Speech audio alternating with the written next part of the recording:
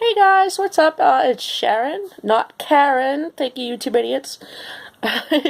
This is my first booktuber video. I've shot videos before, back when I had my old blog, Sharon Loves Books and Cats, but it has been a very long time since then. So, I recently came back after quite a long, I guess, 6-7 year hiatus. Into the book blogging world. So my blog now is a problemreviewer.blogspot.com. Yes, I'll put the link down below. And I'm also on Twitter at Problem Reviews. Yes, the evil white supremacist has a face. Oh, that's right. I like Nazis too. I forgot. I've been accused of everything on Twitter by these SJW book bloggers. Anyway, so yeah, that's kind of what my channel's about. What my Twitter, my blog. You know.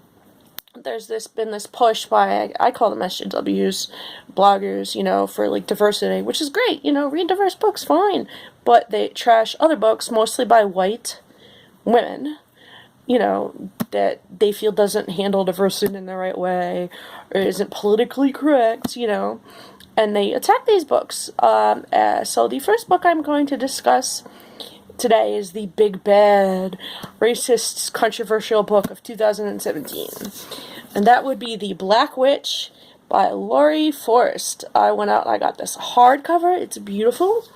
It has like those, I don't know what you call it when they make the pages uneven, you know what I mean, to kind of make it look old-fashioned. I don't know what you call that, but it's cool. Yeah, so this book, oh my god, so much controversy over this one friggin' book. I know, I sound like a New Yorker. I'm from New York. Sorry, guys. Anyway, so this one book blogger, purpley hair, SJW type, a few months ago, wrote this 8.7K review on The Black Witch, basically dissing the hell out of the book, copying whole passages, taking pictures. I mean, it was like a dissertation, this thing. It's a thesis, whatever. It was ridiculous. But one of the other reviews for this I read called it a fake review, kind of like fake news, and I tend to agree with that. It was very misleading, but she has a lot of little SJW followers who read it, and, they want their own little bias confirmation or whatever. They want to be offended. They like being offended, okay? They get off on it. So they all went to Goodreads, and they all just trashed this book without reading it, most of them. Like, I'd say probably 95% of the one-read reviews on Goodreads. For The Black Witch, okay, the people didn't read it. The one review, they put the little 1 star, and then they linked to her freaking review. So like 4 months before this book was even due out, it had a 1-star rating on Goodreads. I think that is absolutely ridiculous, And if anybody wants to read it for themselves, these folks will go on Twitter. What are you doing reading The Black Witch? You're a racist. You're a white supremacist. I should know. I've been called all that stuff already. And I hadn't even been on this new blog. I'm not even all that popular yet. So I can only imagine the more popular people, who want to read this. They're probably afraid to. Anyway, so I just finished it last night. It took me about a week to read. I was kind of in a reading slump. It wasn't that I disliked the book. Overall, I gave it a 4 out of 5. I don't very often give out 5s. Those only go to my absolute favorite books. So this I enjoyed greatly. It would not be a 5. Yeah, so it starts off with this character, this young girl named Alaren Gardner. And she's part of this civilization of, they're basically evil white people. With this long history of using their magical abilities to oppress the other races in the book. Her grandmother was like the Black Witch, they call the most powerful witch, and she literally, it was genocidal. She wanted to destroy all these other races, and horrible, horrible person.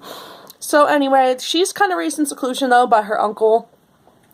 So she doesn't really have this hatred of the other races. She's very ignorant at the beginning of the book, especially when she first goes away to college. She goes away to this, it's not even college, it's really high school, fine. High school, because she's young. Okay, she goes away to school, and, she's very naive. I would say borderline racist, she doesn't, I don't know, I don't think she actively hates. I mean, they call people half-breeds and stuff like that. I guess it's kind of racist, but how are you supposed to show racism in a book without having it, racist characters in it, Her aunt is a total Trump supporting, like, if there was Trump in the book, or, you know, scumbag. There kind of is Trump in the book, but, you know, so it just, oh, it boggles my mind, God, face palm. So, yeah, so she goes away to the school, she meets all these different people, her aunt wants her to get one fasted. That's their version of marriage. She doesn't want to. First of all, she promised her uncle she wouldn't, and second of all, she doesn't even know the damn guy, okay? But this is, like, their culture. They marry off these girls who are, like, 13. You know, they one fast them. And she doesn't want to do it, you know? She's kind of independent, which is cool. So, you know, her aunt goes and makes her school experience living hell. She puts them in this room with these races she's not really familiar with, you know, and she's scared of these people. She doesn't really understand, you know, all the difference. You know, she thinks she's brought up to believe that these people are, like, unclean or evil or whatever. And throughout the book, she learns, you know, that she was mistaken, that her grandmother wasn't this great hero, that she was, like, a creep, okay? And she learns to, like, not be racist. That happens. I mean, oh my God. Like, ugh. So, yeah, so she meets a lot of cool people in the book. God, I can't even pronounce some of the names. There's Lucas, who's kind of a love interest. Oh God, there's so many. That's the one thing that I took a kind of half a star off, because there are literally so many characters that come in and out of this book, and it's only the first book. You know, like Lucas, he's in the beginning, disappears for most of the book, and I'm getting the impression he's going to come back in book 2. Fallon, who's like this evil girl, oh my freaking God, she remembers so loud.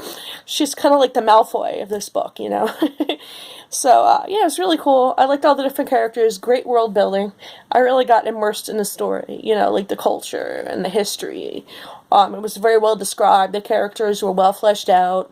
You know, they felt like individuals. There were just a lot of them.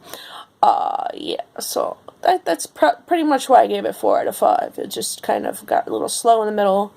And there were so many characters coming in, and then the end was really good. But then there's a lot of stuff that isn't resolved, because it's part of a trilogy, so they do that thing where it's like, oh, like they rescued this girl, and they have to find her skin, and, okay, I don't want to give any spoilers away.